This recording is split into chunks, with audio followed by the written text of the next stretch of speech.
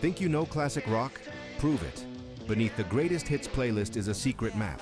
Electric banjos in army cuts, homemade synths, guitarless psych labs, Tropicália fuzz, and power pop blueprints hiding in plain sight.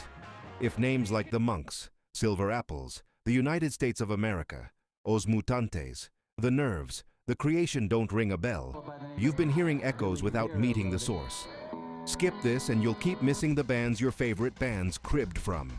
Tonight on RockLore, 20 forgotten 60s and 70s bands who deserved more love, each with one starter track, the 30-second backstory, and the one detail to listen for, so the music hits harder the first time you press play. 5 GIs in Germany shave their heads and weaponize rhythm.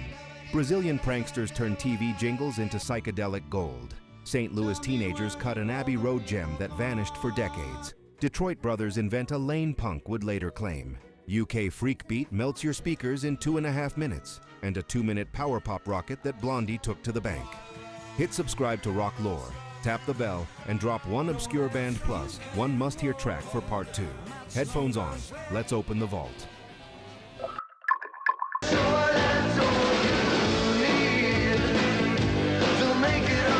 This was what happens when a tough 60s bar band grows up and aims for timeless.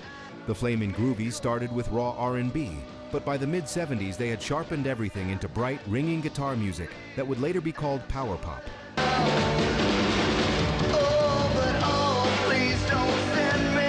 Shake some action, feels simple on the surface. Steady drums, chiming guitars, a melody you can hum after one play. But listen closer and you hear careful craft. The guitars are layered so the chords shimmer without getting muddy. The vocal sounds urgent, but never forced.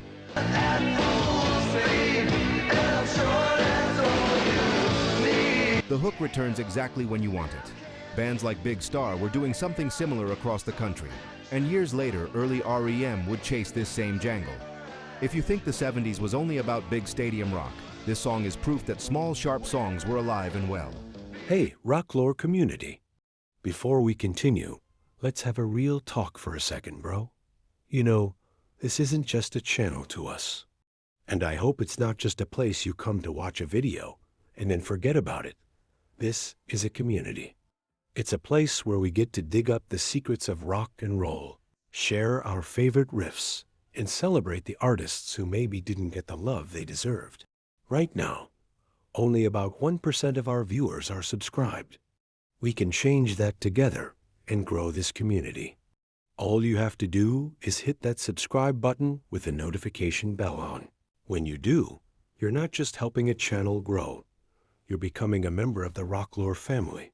You're signaling to us and to YouTube that these stories matter, that this music is worth preserving, and that this community is a place you want to be. Subscribing is your way of making sure you're always in the loop. It means you'll be the first to know when we unearth a forgotten legend, drop a new countdown, or dive into a piece of rock history you've never heard before. So if you're a true fan of the lore, if you get that same feeling of discovery that I do, then come join us. It takes 1 second to be a part of something bigger.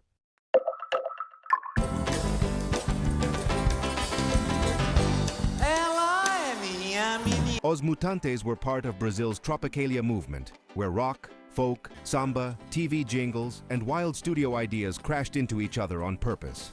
Minha, Menina is joyful and mischievous at the same time.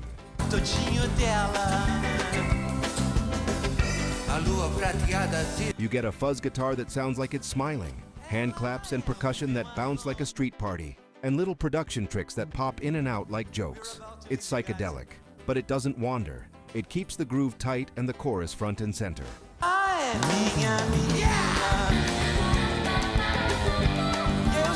You can hear why so many modern indie bands point back to them. The song is playful, fearless, and catchy without trying to be cool. It reminds you that experimentation doesn't have to be heavy. Sometimes it just needs to feel fun and new.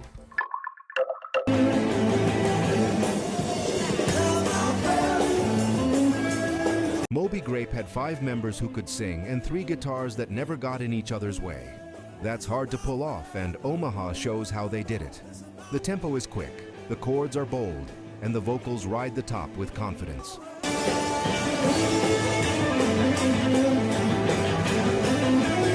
Instead of a long solo or a jam, everything is trimmed to the best parts. Punchy verses, a hook that hits fast, and guitar lines that answer the vocal like a second singer.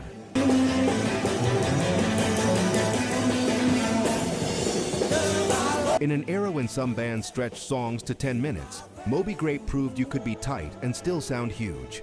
They could move from rock to country to soul in one set. And this track is their sharpest blade. Short, bright, and built to last.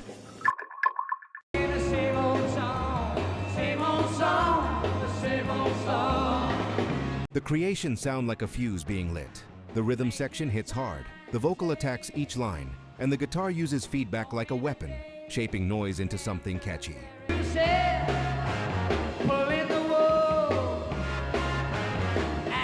This is British mod energy with art school nerve. The riff is direct and a little mean. The chorus lifts just enough to feel like release. Then the band slams back into the groove. The legend around the creation is full of wild touches, paint on guitars, bowed strings on the pickups. But the heart of Making Time is how tough and singable it is.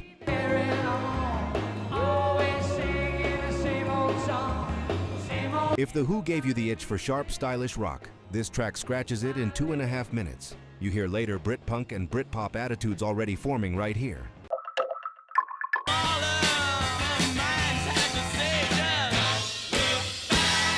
The Remains were a Boston garage band so tight they opened for the biggest acts of the day, yet they never broke wide on radio. Don't Look Back explains why fans never forgot them. People got some strange ideas on how life should be lived and things should be done. But I'm here to say you got... The drummer plays straight and strong, the guitars stab and ring, and the vocal stays cool while pushing the melody forward. There's no wasted motion, a quick intro, a verse that grabs, a chorus that lands clean, and a short instrumental burst that gets out before you blink. And when they started that talking, remember just one thing. It's the sound of a band that could walk into any club, plug in, and own the room by the second chorus. If you think garage rock means sloppy, this single proves the opposite. It's all precision and punch.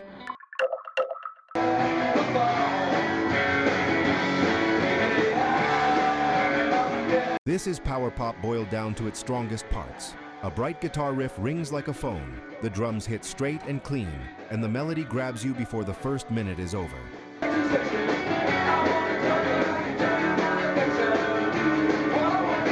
The trio keeps everything lean. No long intro, no solo, no extra verse, because the hook is the point. You can feel the urgency in how the chords jump and stop, like someone calling again and again and not getting through.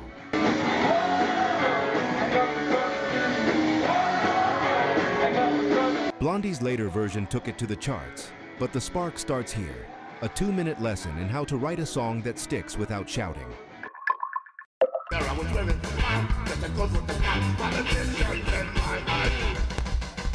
Three brothers in Detroit built a sound that pointed toward punk while most of the world was still catching up. The guitar drives on fast downstrokes, the bass locks to the kick drum, and the vocal cuts straight through with plain, sharp lines.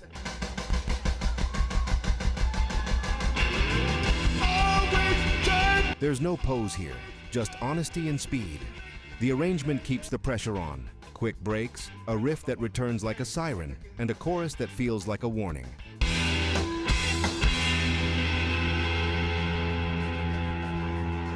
Hearing it now is like finding a road that should have been on every map. It reminds you that big changes often start in small rooms.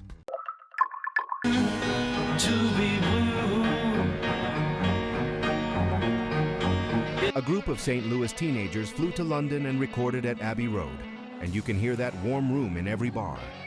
Piano sits at the center, guitars glide around it, and the singing lifts at the exact moments you want it to.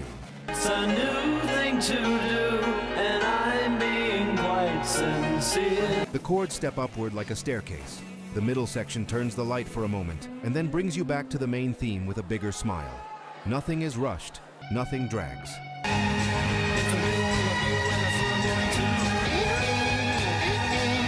It's careful 60s songcraft. Clear lines, clean arrangement, a melody that rises and lands as if it always existed. The fact that it stayed hidden for so long only adds to the charm.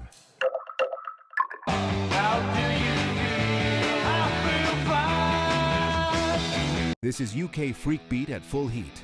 thick fuzz guitar, tight snare cracks, and a chant-like chorus that feels built for a sweaty club. The band wastes no time.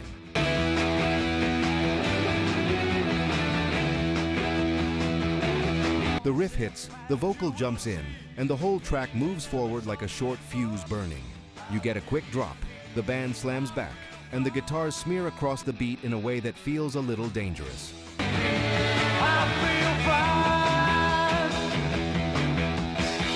It's loud but focused, raw but not messy. If you want to hear the moment 60s psych started turning into 70s hard rock, this 2.5-minute blast is the bridge.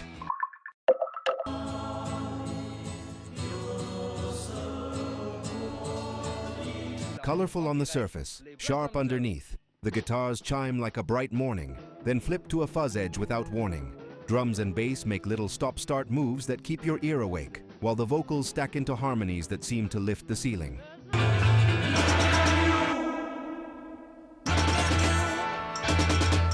Between sections, the band slips in quick changes.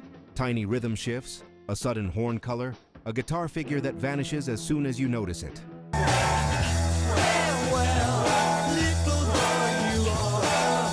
It's playful, but the writing is tight and the performance is tough. Think of it as a postcard from London psych, where the ink hasn't dried yet. Everything vivid, a little smudged and full of life.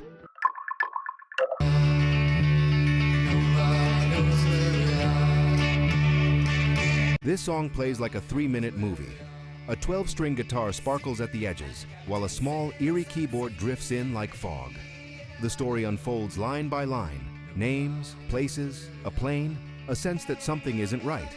And the melody moves like a camera shot, pulling you closer, then backing away.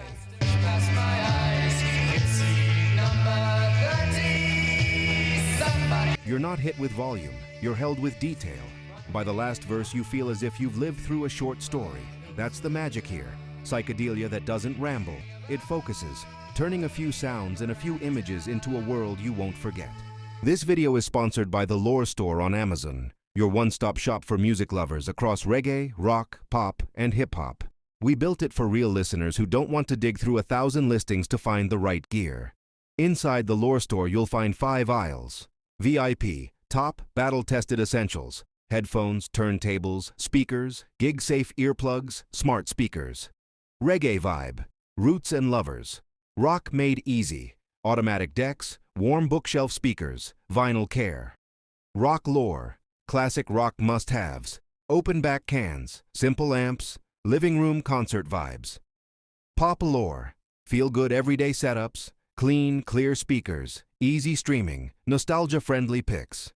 Hip-hop must-haves, punchy bass without the muddle, closed-back headphones and living room systems that handle low-end, plus a rotating crate of old album vinyl if you're rebuilding a 60s-90s collection. Every product page tells you who it's for, 3 pros, 1 con, and why we picked it. So you can choose with confidence. Flying soon? Check. VIP for noise canceling that tames plane roar. Mostly listening at home? Try open-back headphones that let live albums breathe. Want instant gratification vinyl? Our fully automatic turntable is 1 button from silence to music, and the record cleaning kit knocks down crackle so the bass tightens up. Headed to shows? Grab high-fidelity earplugs, hands-free at home. Our smart speaker picks let you say, play 70s reggae or classic pop, and you're there. Deal alert! If you use the link in the description, you'll land on our curated picks with current best available Amazon pricing and active discounts where applicable. Prices change, so buy now to lock in today's deal. Tap the link in the description, pick your aisle, grab a favorite, and tell me which category you want me to build next. The Lore Store. Listen better, with gear that gets out of the way and lets the music live.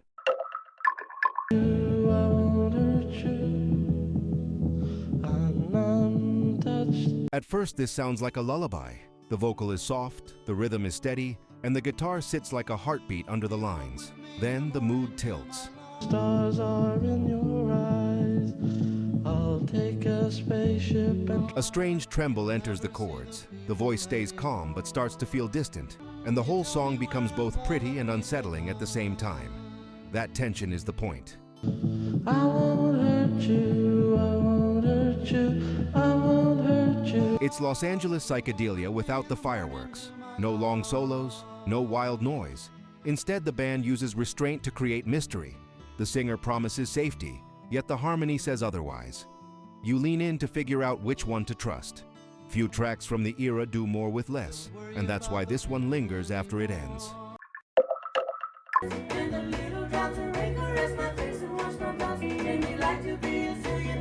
Here is the bright side of the 60s, delivered with serious skill. 3 siblings stack their voices into clean, weightless harmonies, while the band under them moves with jazz smart chords and featherlight percussion.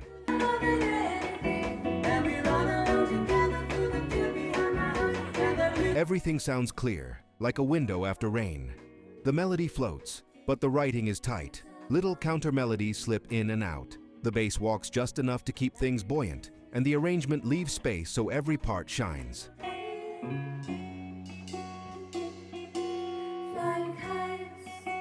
It's often called soft pop, but nothing about it is lazy. The difficulty is hidden in how easy it feels. Play it next to heavier music from the same year, and you'll hear a different kind of power. Kindness, poise, and perfect pitch turning a simple image, kids with kites, into a small burst of joy.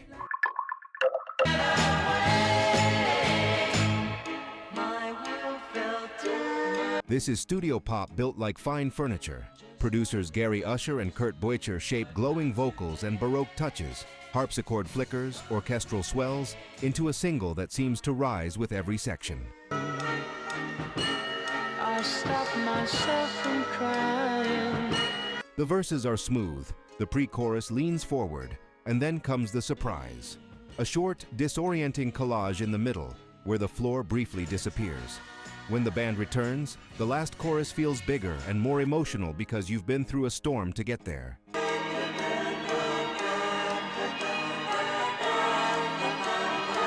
It's a smart trick, used for feeling, not just for show. The Polish is obvious, but so is the heart.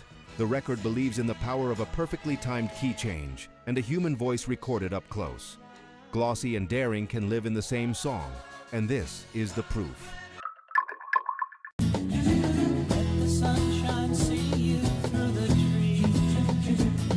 Think of Sunlight arranged for voices. The Millennium were a full-on Sunshine Psych project with studio players who could do anything, but they used that skill to create warmth, not flash. The harmonies glide like one wide ribbon. Just take your time and let me get. The chords step upward in careful moves, giving the chorus a natural lift. Guitars and percussion sit exactly where they should, no crowding, no gaps, so the track feels wide without getting loud. You can sense the hours spent choosing the right notes rather than the most notes.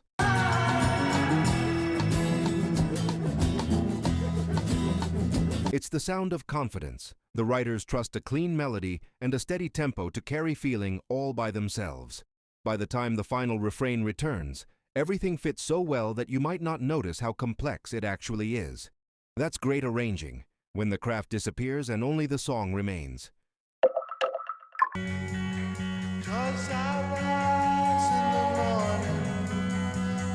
A band leaves California for London and returns with a sound that feels like liftoff. The guitar doesn't just play chords, it bends notes like a voice, sliding and crying in a way rock wasn't ready for. The pedal steel, usually a country tool, turns into a bright, singing blade.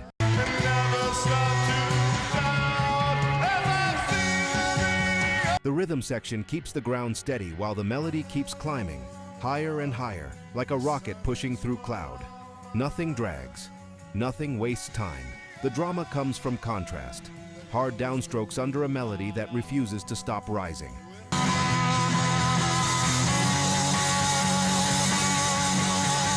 You can hear how close they are to something new. Part garage, part raga, part dream. It's the kind of single that makes you want to flip it and play it again, just to confirm what you heard the first time. If you've ever wanted proof that the 60s still had uncharted corners, this is it.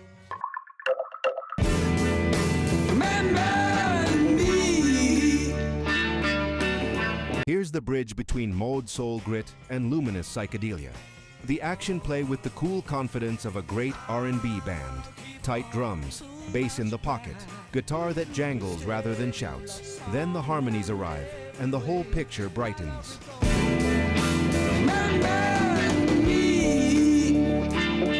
The chords open like a window. Small rhythm shifts keep your ear awake. A clipped guitar figure here, a quick drum fill there, then space for the voices to rise together and fall back to earth. Nothing is oversized. That's the charm.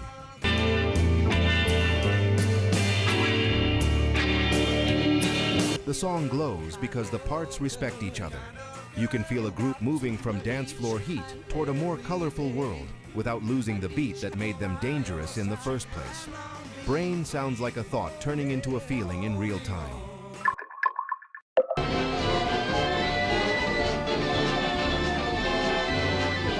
Imagine a rock band with no guitars. Instead, you get early synth tones, ring modulators, tape splices, and a cool lead vocal that holds the center while the room changes shape around it.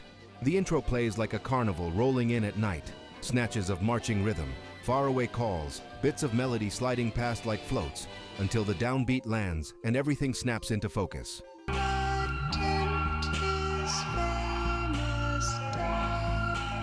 The drums are dry and certain. The bass moves like a plot. Strange tones hover at the edges, not to show off, but to paint the air. The song works because the voice never panics.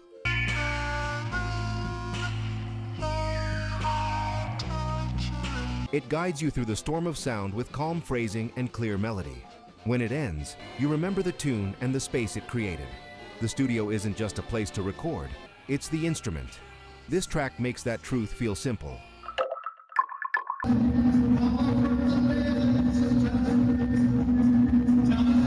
Two people, a drum kit, and a nest of homemade oscillators create a pulse that still feels modern. The beat is steady, like a train that never slows. Over it, the oscillators wobble and hum in long bending lines. The vocal sits on top, almost detached, repeating phrases until they become a trance.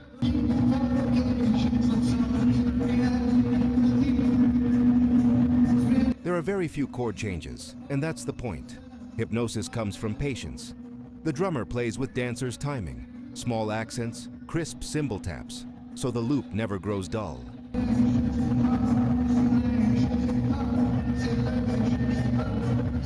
The synth tones don't try to copy guitars. They behave like liquid, sliding between notes. Close your eyes and the track becomes a horizon line, constant, simple, and strangely emotional. If you've ever lost yourself in a minimal electronic groove, you're hearing a ripple that began right here. Hey, RockLore community. Before we continue, let's have a real talk for a second, bro. You know, this isn't just a channel to us. And I hope it's not just a place you come to watch a video and then forget about it. This is a community. It's a place where we get to dig up the secrets of rock and roll, share our favorite riffs, and celebrate the artists who maybe didn't get the love they deserved. Right now, only about 1% of our viewers are subscribed. We can change that together and grow this community. All you have to do is hit that subscribe button with the notification bell on. When you do, you're not just helping a channel grow, you're becoming a member of the RockLore family. You're signaling to us and to YouTube that these stories matter, that this music is worth preserving, and that this community is a place you want to be.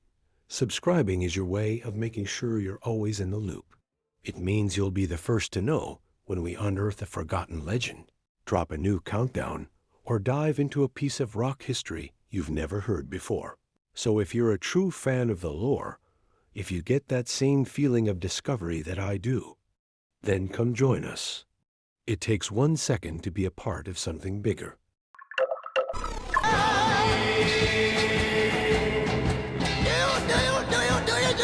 Five American XGIs in Germany cut their hair into monk tonsures, plug an electric banjo into a fuzz box, and strip rock down to the beat. The drums stomp like boots on a wooden floor. The bass hammers a short pattern until it feels like a spell.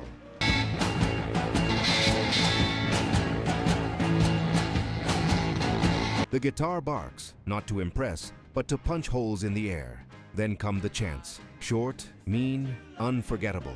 The song is almost all rhythm and attitude. That's why it hits so hard. Where other bands decorate, the monks subtract. Where others smooth edges, they sharpen them.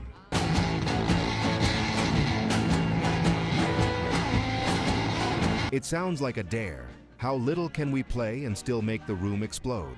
The answer is very little, if every stroke counts. Decades before punk had a rule book, this is the spirit. Direct, confrontational, impossible to ignore. Play it next to anything from the same year, and you'll hear the future walking in. The journey doesn't end here, rock warrior. Watch this next.